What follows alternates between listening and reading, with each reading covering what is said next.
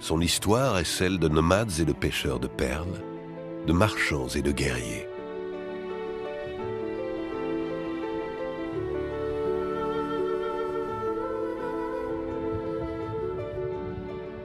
Mais si les richesses d'hier se trouvaient sous les vagues, celles d'aujourd'hui se cachent sous le sable.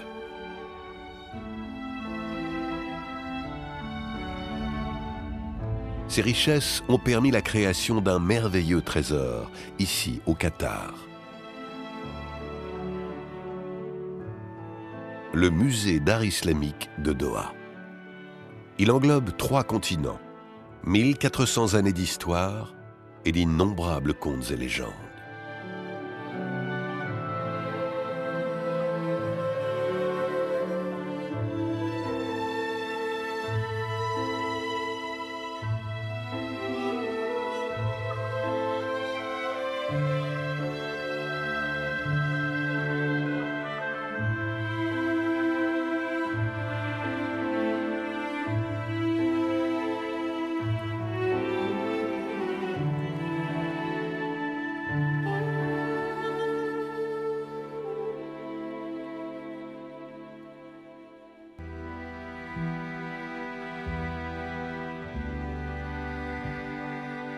Quels secrets se dissimulent dans les pages d'un livre?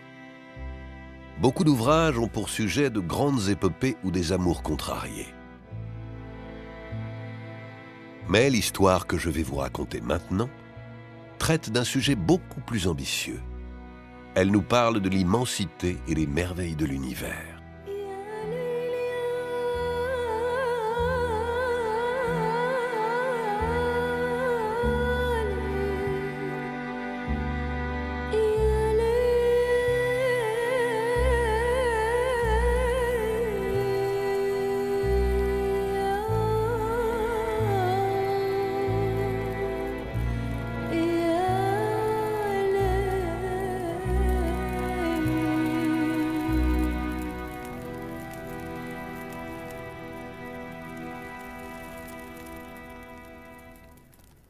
Qui ne s'est jamais émerveillé devant les mystères du ciel nocturne?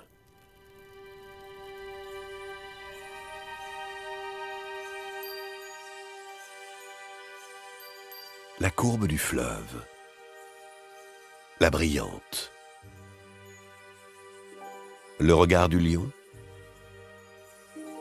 le danseur,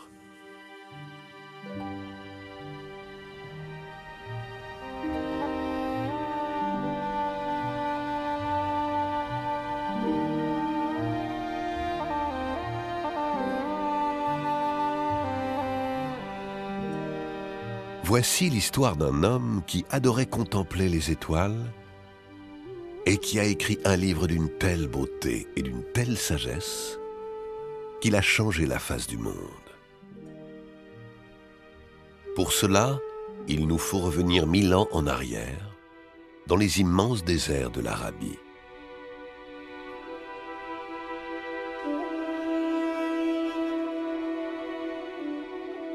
C'est là qu'un petit garçon dont l'esprit fourmille déjà de 1000 questions commence son existence.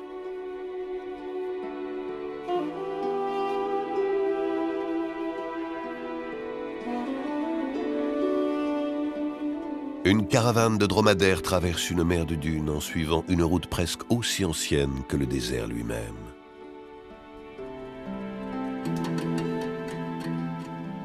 Le convoi transporte les richesses de l'Orient vers les confins du monde musulman, où elles seront acheminées par bateau jusqu'aux 4 coins du monde.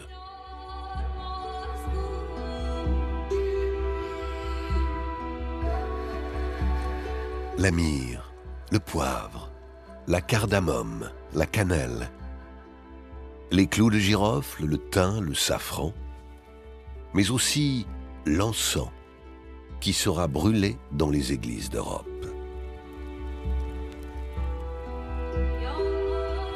Le voyage est long et pénible. Les immensités de sable s'étendent à perte de vue sous un soleil de plomb.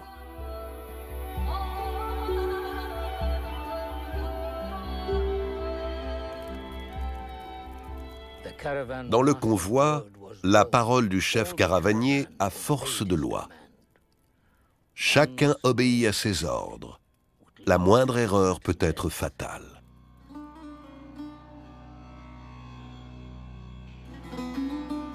Les chefs caravaniers qui sillonnent l'Arabie dans la fraîcheur nocturne utilisent une carte lumineuse qui les guide dans le désert depuis des générations.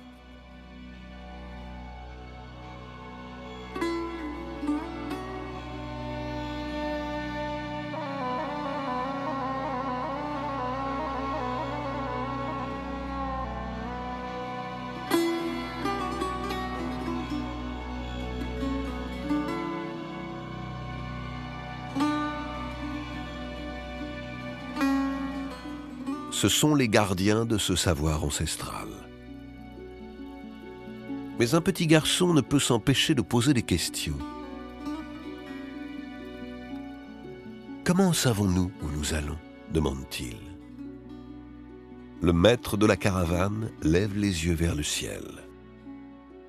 Le Coran nous dit « Dieu a ordonné les étoiles pour toi, afin que tu puisses te guider dans l'obscurité de la terre et des mers. » Alors, en observant les groupes d'étoiles que nous appelons les maisons de la Lune, nous avons trouvé un moyen de mesurer le passage du temps et de situer les terres où faire paître nos dromadaires. « Tu vois cette étoile isolée qui brille si fort ?» demande le caravanier. Le jeune garçon a de bons yeux et il répond qu'il la voit. « Cette étoile, reprend le guide, nous indique où est le nord. » L'enfant est fasciné. Il s'agit d'une seule étoile dans un ciel qui en contient des milliards.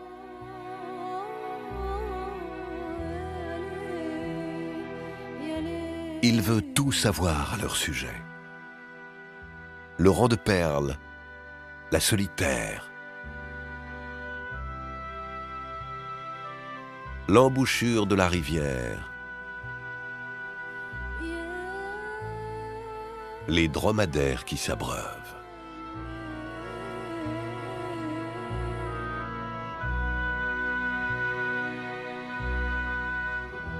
Il s'appelle Abd al-Rahman al-Soufi et l'on sait peu de choses sur sa vie.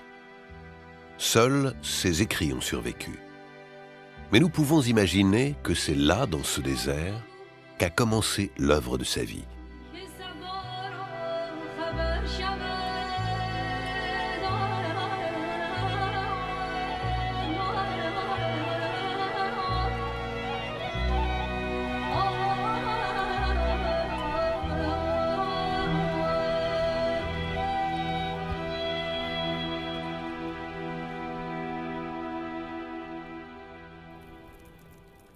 Comme la lune se remplit avant de décroître, les grandes civilisations du monde rayonnent et déclinent. En Occident, les civilisations de l'Antiquité se sont effondrées. Leur puissance s'est évanouie et la richesse de leur savoir s'est perdue. Mais en Orient, alors que la parole du Coran se diffuse et unifie une vaste région, il règne une paix et une prospérité relatives. Nous sommes à l'aube d'un âge d'or où s'épanouiront la connaissance et la culture.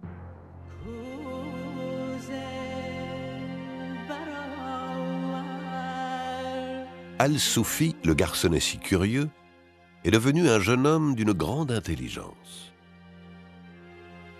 Il est toujours fasciné par les étoiles, mais il ignore tout du monde nouveau qui est en train de naître autour de lui.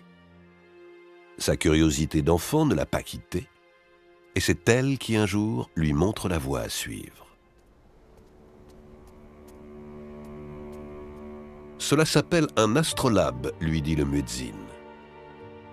Cela permet de mesurer à quelle distance une étoile monte au-dessus de l'horizon, d'identifier les phases de la lune, de savoir l'heure de la salat, la prière rituelle, et de connaître la Qibla, la direction de la Mecque. Devant ses yeux éblouis, Al-Soufi voit s'ouvrir un univers entier. Il veut en apprendre davantage. Bagdad, Damas, Ispahan. Pour assouvir sa soif de connaissance, Al-Soufi doit quitter le désert pour les bibliothèques et les observatoires récemment construits dans les nouvelles capitales de l'érudition islamique. Quelle joie d'être entouré des esprits les plus brillants du monde et de pouvoir passer la nuit à contempler les étoiles. La première pleureuse derrière le cercueil, la petite côte, la coquille d'œuf, la queue du dauphin.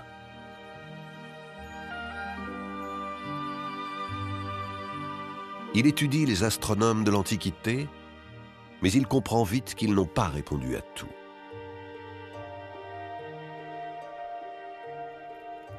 Il sait qu'il peut améliorer leurs travaux, mais qui le croira?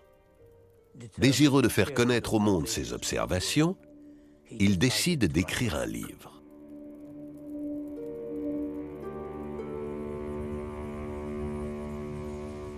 Al-Soufi passe de longues nuits solitaires à observer les trajectoires des étoiles et les constellations. Il note et il décrit leurs couleurs, leur éclat, leur magnitude et leur emplacement. Puis une nuit, dans l'obscurité de son cabinet de travail, il se rend compte qu'il a vu quelque chose qui n'est dans aucun livre. Aucun des grands astronomes du passé n'a vu cela. Dans le ciel nocturne, il découvre un groupe d'étoiles qui n'a pas encore de nom. Il l'appelle le Petit Nuage. Après ces nombreuses années de travail, Al-Soufi est enfin prêt à présenter son livre au monde entier. Pour la première fois, la sagesse du désert vieille de plusieurs millénaires se combine avec les nouvelles découvertes de cet âge d'or. Le livre des étoiles fixes est immédiatement considéré comme un chef-d'œuvre.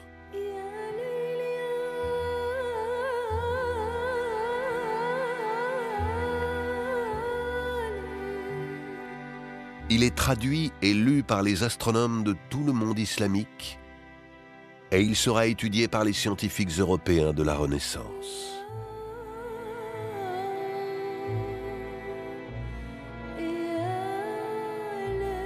Al-Soufi s'éteint en l'an 986, à l'âge de 82 ans. Mais il a su illuminer les recoins les plus sombres de l'univers, comme personne ne l'avait fait avant lui. Et il ne pouvait compter que sur ses yeux. Le télescope n'a été inventé que 600 ans plus tard. Et à ce moment-là, un Européen a lui aussi remarqué le Petit Nuage, mais il l'a appelé la galaxie d'Andromède.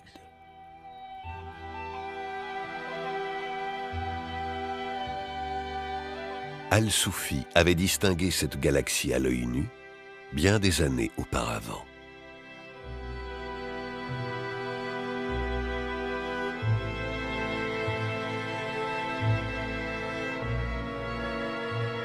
Aurait-il pu imaginer jusqu'où irait l'humanité dans son exploration des cieux?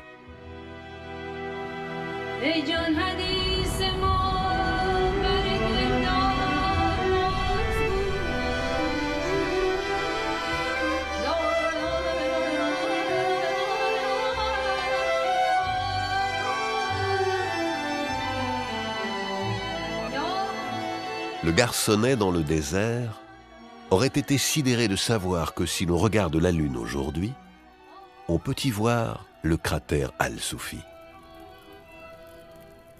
Il tire son nom d'un homme qui a vécu il y a 1000 ans et qui adorait contempler les étoiles.